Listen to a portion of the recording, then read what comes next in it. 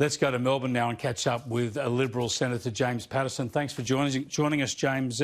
First up, are you concerned about the brutal responses we're seeing from Victorian police in a range of issues and a range of circumstances? Good afternoon, Chris. I thought that was a very balanced editorial of yours, which carefully considered the very troubling evidence that we're seeing in the form of a series of videos which appear to show very heavy-handed tactics by police. Now, overwhelmingly, the responsibility for that rests with the Andrews government, but I've also been troubled by some of the rhetoric coming out of senior police, including the Assistant Commissioner Luke Cornelius, who's referred to some of these protesters as tinfoil hat-wearing brigade and said they were batshit crazy. That's quite dehumanising language to use about your fellow Victorians and your fellow citizens and the people who police are supposed to protect. And I think it encourages police to hold the people they're supposed to protect with contempt, and it licenses some of these very tough tactics. So I am troubled by this. I think it's undermining community support for policing and for the police force, and I think overwhelmingly police members don't deserve that and are upstanding citizens who try very hard to do a very difficult job. But let's remember they're enforcing laws to enforce mask wearing outside, prevent people from going out after curfew and protesting. The kind of things we never would have ever imagined police would be enforcing, and I think they're doing so in a way that's really testing the bonds of community support. Yeah, you've got to remember that nobody's experienced this level of police control before. A lot of us would argue that no one should have to experience this, but we say that people should adhere to the law, and there's no doubt that the police are being confronted with some idiots, some protests they don't like. But their job, they're trained to deal with this and not escalate. We saw them go out of their way not to escalate any situations with Black Lives Matter protesters and the like.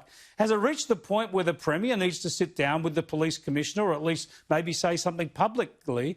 You just need to take the temperature out of these confrontations. You need to draw a line at dragging women out of the front seats of their cars, at handcuffing pregnant women in their homes. Yeah, well said, Chris. And I think you're absolutely right about that. I think the Premier does need to show leadership.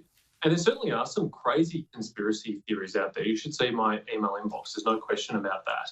But the reason why those theories are out there is because people are afraid. They're genuinely scared. Their lives have changed massively in the last few months in ways they could never have previously imagined. And they're looking for explanations for this. And sometimes they find some comfort or solace in conspiracy theories. But what they actually need is a bit of compassion and a bit of decency from their political leaders and from the police force. And I don't think we've seen that at all from the Premier or from the senior leaders of the police force. We've seen contempt for their own fellow citizens. And I think that's a very disappointing thing. I think the whole approach is wrong, because I think what Daniel Andrews is saying, he says it repeatedly, that there is no alternative. It's my way or the highway, and all the experts say that. Now, we know that's absolute bunkum. We know there's a whole range of ways you can manage this, and it's about picking your best compromise way through. Yet he says it's all, there is no alternative, and he's laying down the heavy arm of the law to enforce it instead of sort of engaging in community response to the chosen path. I mean, there needs to be a serious debate, doesn't there, about the various options before Daniel Andrews, and we're starting to see big business in Victoria get very frustrated about the lack of debate, the lack of consideration of other options. Well, Daniel Andrews has been saying for months that all of the policies he's putting in place are based on medical advice and scientific evidence. And we now know, at least in the case of the nighttime curfew, that that's not the case. It wasn't requested either by the Chief Health Officer or the police force. We don't know who it was dreamed up by. Daniel Andrews can't even say who originated that idea. And we clearly know that it's not only based on medical advice, because New South Wales and Queensland are not applying the same standards and the same tests for community transmission, for implementing restrictions on their citizens. And I don't think it's because the medical advice or the scientific evidence is any different in New South Wales or Queensland, or the virus behaves any differently. It's because there are trade-offs, and different political leaders have decided to make different trade-offs in balancing the cost to society and the economy, and people's mental health, and as well as trying to prevent the virus. So Daniel Andrews has to take responsibility for the decisions that he's taken and not hide behind medical advice. They're his decisions and he's alone, and he needs to adequately explain what the rationale is for them. James Paterson, I want to move on to China and some issues that have come up in relation to our relationship with China. Sharry Markson has broken another exclusive story in The Australian today about a group called Shenzen Zhenhua Data. And there's been a data leak about all the open source intelligence they've been gathering around the world, and it focuses on prominent people such as politicians' family as being targeted by this intelligence gathering. Now, it's open source intelligence. In other words, they're assembling what's been reported in the media, what's available publicly. But do you have any concerns about this? These were really important reports this morning, Chris, and a very timely reminder for all Australians, particularly those who are involved in politics or the media or business or journalism, or those who are closely adjacent to it by being their immediate family members, that anything that you do put online can be hoovered up by some very sophisticated actors, whether they are state-based actors, as it appears to be in this instance, or state-linked actors, or just private companies who do it for their own reasons. And you can actually build quite a powerful picture about a person from their online postings, whether that's Facebook or LinkedIn or Instagram or other software.